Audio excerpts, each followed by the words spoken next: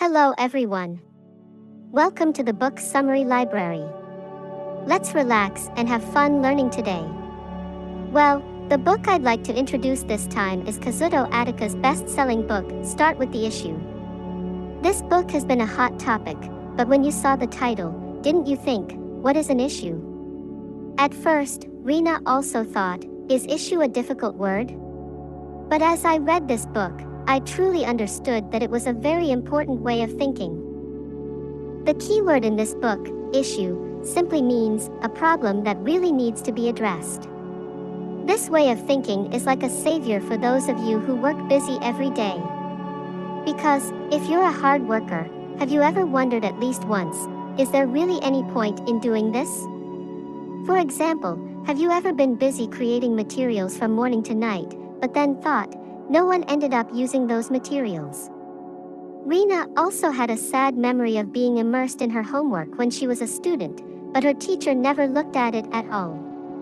This book teaches you to eliminate such waste and determine what you should focus on. Once you master this method, your daily life will become easier and your results will improve dramatically. What's more, the author, Ataka-san, is a super intelligent person who graduated from Tokyo University and worked at McKinsey and Yale University. However, this book is not full of technical terms and is difficult to understand, but is written in a way that anyone can understand. It can truly be called a magic book that makes you smarter. Today, we will delve into Start with the Issue with Lina and provide you with plenty of useful tips for your daily life. Relax and listen to the end. 1. What is an issue? Now, I'll go into detail about the first question that Lina had. What is an issue? First of all, issue doesn't just mean problem or question. It has a deeper meaning and refers to an essential challenge that is worth tackling. Understanding this is the first big step in this book. For example, suppose your boss at work asks you to think about how to increase sales of a new product. What do you think at that moment? You might have a lot of ideas, such as, should we create a new advertisement? Or, let's find a way to make it go viral on social media. But before that, I want you to stop and think. What is the reason this product isn't selling in the first place? Maybe the reason the product isn't selling isn't because of a problem with the product's design or functionality, but because the overall market is shrinking. Or maybe the needs of the target demographic are changing. This ability to find the true cause is the ability to identify issues. To use a Lina analogy, it's like when you get lost in a maze and you don't just look for the goal, but rather go back to the beginning and look at the map again. The reason this way of thinking is so important is because we tend to focus on doing the task at hand. When I was working part-time a long time ago, I kept worrying that the way I closed the register was wrong. But when I thought about it, it was just that the rules of the store itself were outdated. I thought later that if I had realized this sooner and corrected it, I could have done it more smoothly. So remember that an issue is not just a problem, but the ability to determine which problem is the right one to solve. If you acquire this ability, not only will you not have to use unnecessary energy, but your results will increase many times over. 2. Why are issues important? Now, let's dig deeper into why issues are important. Ataka asserts that the ability to determine issues determines the results in business and life. What this means is that no matter how hard you try, it's meaningless if you are working on the wrong problem. For example, think back to when you were a student studying for exams. Before the exam, Lina, too, would desperately try to remember the parts that her friends told her, this is important. But in the actual exam, none of those parts were asked, and so on. As a result, all her hard work was wasted. Doesn't this happen in your daily life or at work? This is what it means to be off topic. For example, when a company tries to address the problem of declining sales, they might rush ahead and say, let's increase advertising, without identifying the cause. However, if you find that customer needs have changed and your product itself is outdated, all the time and money you spent on increasing advertising will have been wasted. To avoid this, you need to focus on the problem you really need to solve. This is what we mean by setting an issue. Here's a typical Lina example. Let's say you're a busy working person with a packed schedule every day. I don't have enough time, so I need to work more efficiently, you say to yourself. But what if, upon reflection, you realize that the tasks you prioritize are not aligned with the company's goals in the first place? In this case, it would be a much wiser choice to reconsider how you spend your time rather than continuing to work hard. Also, this book uses the unique expression, the way of the dog. This is a phrase that compares the image of someone who continues to work hard without any thought to a lost dog. For Lina, it's a bit of a sad analogy, but it means that you won't get results by just running around in circles in the same place. That's why Ataka preaches that, rather than working hard without thinking, you should focus on the right issue. Here's another original example. For example, let's say you feel stressed every morning when you get on a crowded train. You try to reduce stress by listening to relaxing music or reading a book.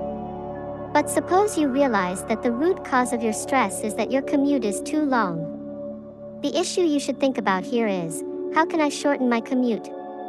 This book is about training your ability to find such essential questions.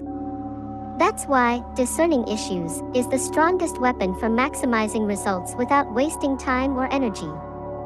If you acquire this ability, you won't have to wonder what to do, and your efforts will definitely be rewarded. 3. The difference between good and bad issues.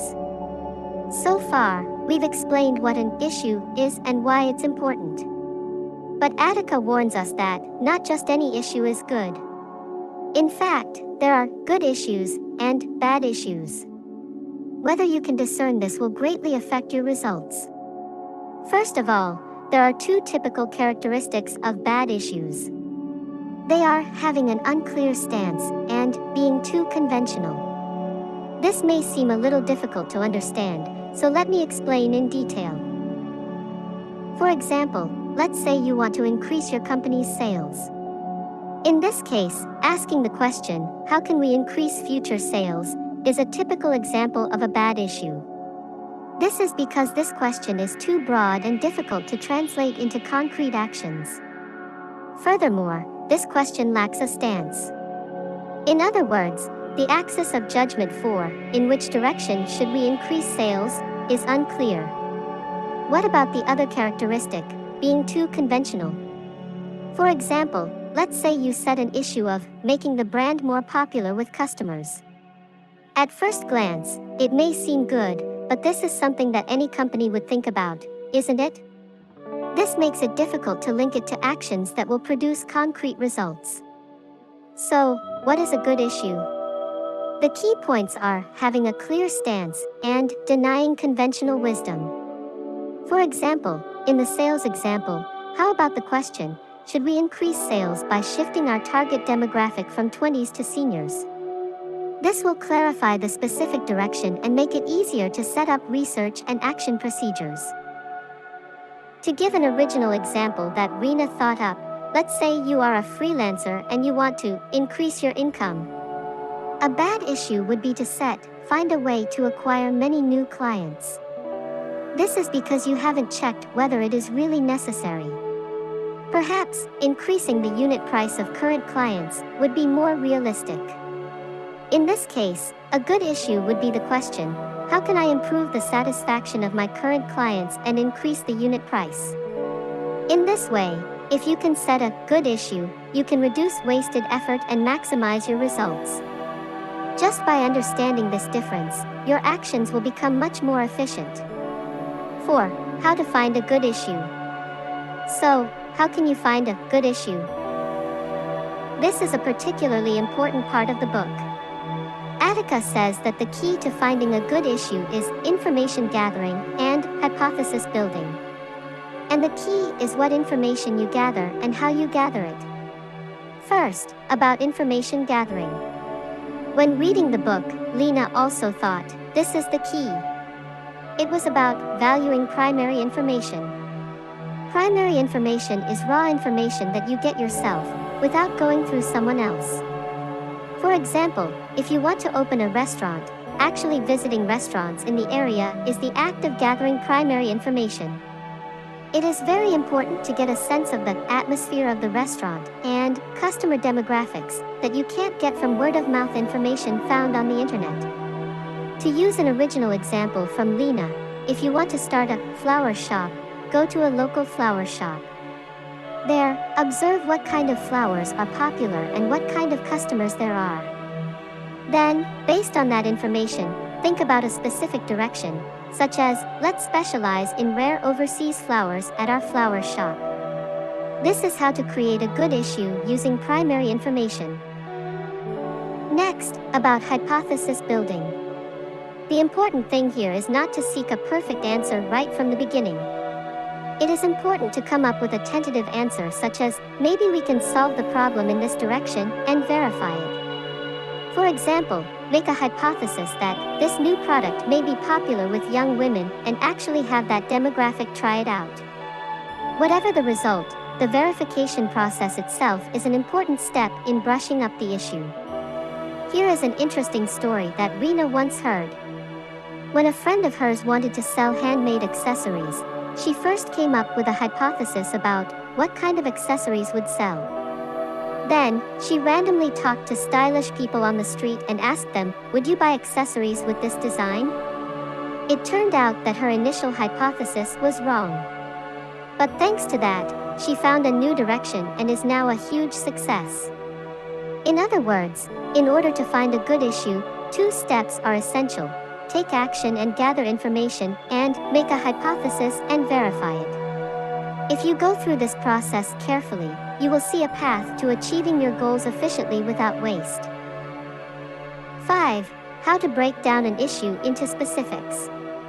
Once you find a good issue, the next step is to break it down. This process is important because it is inefficient to tackle a problem that is too big. Ataka says, the first step in solving a problem is to break down the issue into smaller, more manageable pieces. When Lina thinks about breaking it down, she thinks of it as cutting up a huge cake. It's hard to bite into a whole cake, isn't it? But if you cut it into bite-sized pieces, it's easier to eat and you can feel the flavor more. In the same way, breaking down an issue into smaller pieces makes it easier to take concrete action. For example, let's say you have a big issue of increasing sales of a new product. If you leave it like this, it's vague and you don't know where to start. So, break down this big challenge into several sub-issues. For example, you can break it down into questions like, do we need to reconsider our target audience? Should we change our advertising strategy? And, should we adjust the price of our product? The important thing here is to not miss anything so that there are no overlaps. This is related to the idea of niche that is often used in the business world. Simply put, it is the idea that, when dividing issues, make sure there are no overlapping parts and that the whole is not left out. By keeping this in mind, you can organize your problems efficiently. Here's another original example from Lina. For example, let's say you have an issue of, I want to make more friends. But with just this, you don't know where to start, right? So, break this issue down into sub-issues such as, how can I increase the number of times I speak to people myself? What methods can I use to find friends who have the same hobbies as me? And, what do I need to do to deepen my relationships with my existing friends? This will help you see what you need to do specifically.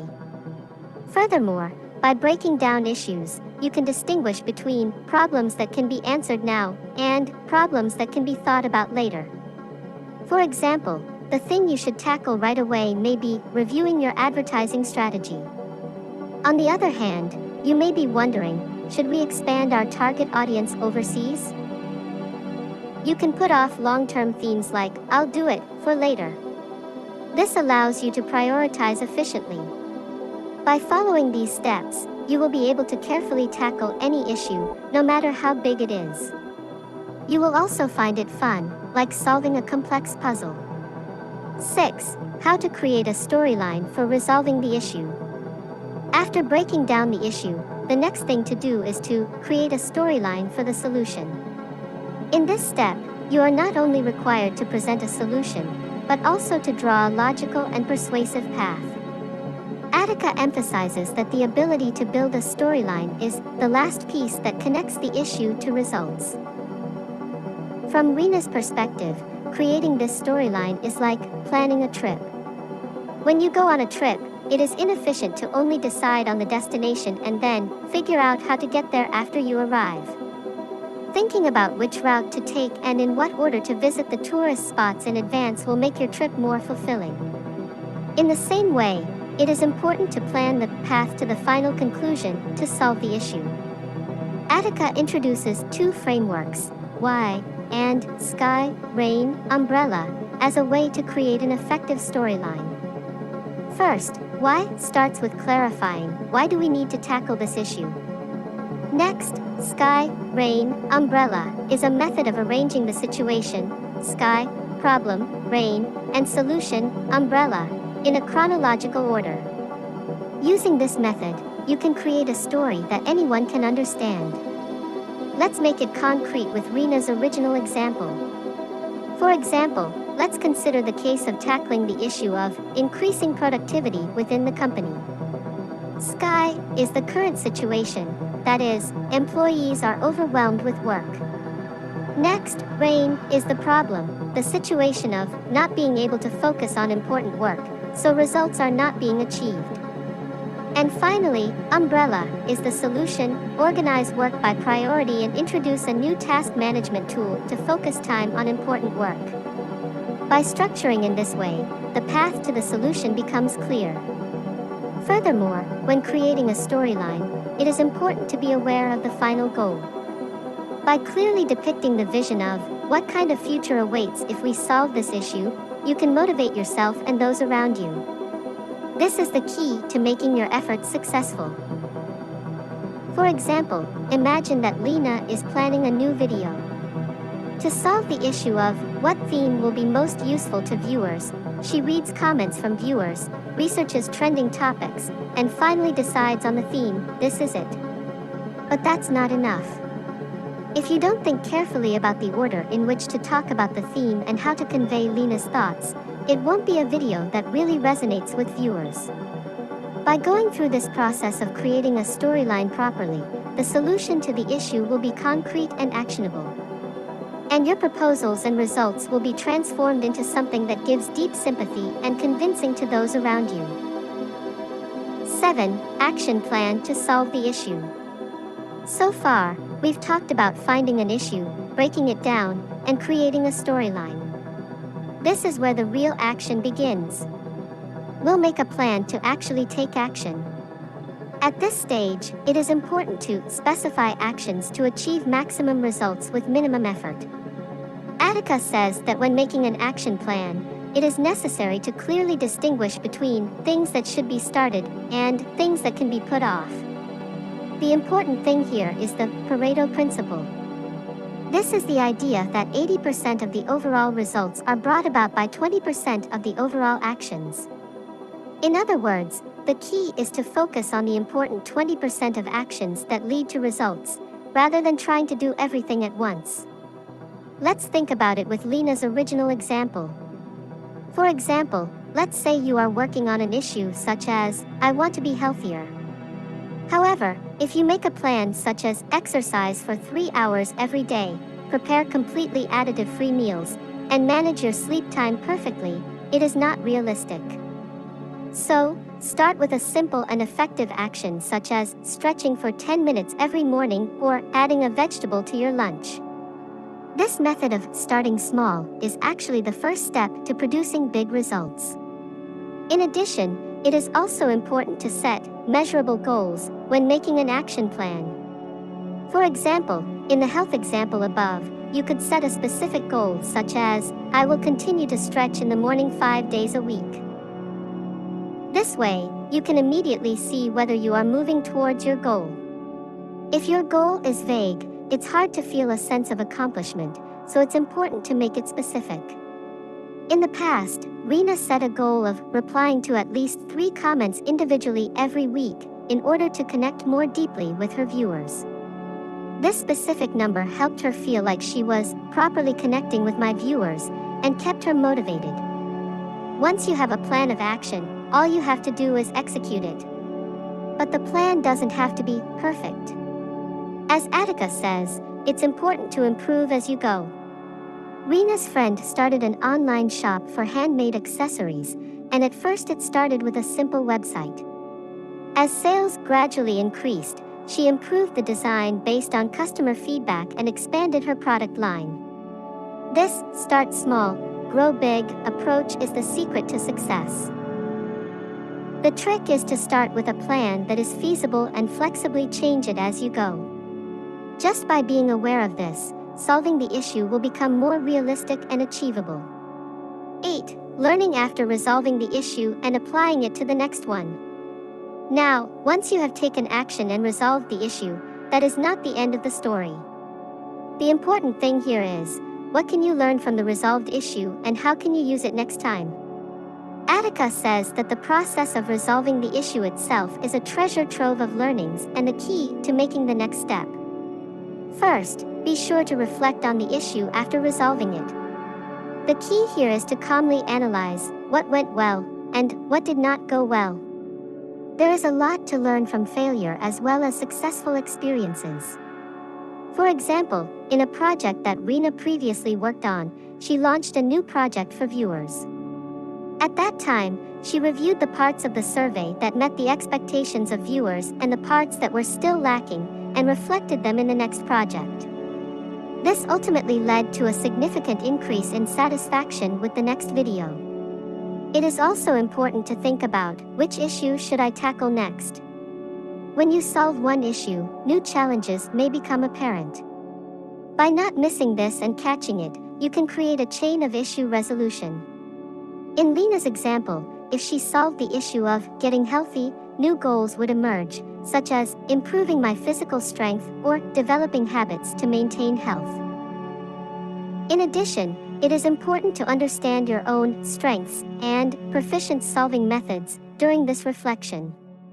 In solving issues, you may notice skills that are unique to you, such as, I'm good at deepening research, or I'm good at discussing things with my team. By utilizing this in solving the next issue, you can achieve more effective results. For example, what Lina felt when making videos was that the process of improving the content based on viewers' comments was very effective. After realizing this, she always makes sure to prioritize viewers' opinions when thinking about the theme of a new video. This process of using past successes in the next video is the key to constant growth. And lastly, don't forget to share your results with others. Sharing the process and results of solving an issue with your team or colleagues can give you new perspectives and hints. When Lina's video planning was successful, she shared the process with her viewers and received a lot of encouragement and advice for the next step. In this way, by thoroughly reflecting on and applying what you have learned after solving the issue, your intellectual productivity will continue to improve. And that process will become a stepping stone to even greater success. So far, we have delved into the essence of start with the issue together, the ability to find the issue, the technique of breaking it down, and how to create a storyline for solving it. If you put these into practice, your daily efforts will not be wasted and you will be able to produce truly valuable results. The biggest thing Lina learned from reading this book was that, no matter how hard you try, if you choose the wrong issue, it will not be rewarded. And if you can correctly determine what to work on, even small efforts can lead to surprising results. This applies not only to work, but also to everyday life and self-development. For example, if you feel that you don't have enough time because you're busy every day, it may be a signal that you are not spending time on what you really need. Through this book, Lina also decided to train her ability to identify issues once again. And by choosing her daily actions more wisely, Lina herself strongly wants to deliver more valuable information to everyone through the book summary library. The goal of this channel is to become the best book explanation library in Japan and the world. And I hope to be a presence that can support your future even a little. I will continue to bring you many new perspectives and learnings by utilizing the ability to focus on issues that I learned from this book, so please support me. Thank you very much for your hard work today. Thank you for listening. Lina's greatest joy is that you are here. Let's continue to learn together and create a bright future. We look forward to your supportive comments and requests. Finally, we would be very happy if you would support Lina by subscribing to our channel and giving us a like. We will continue to deliver our videos with all our hearts so that your everyday life will shine even more. See you in the next video.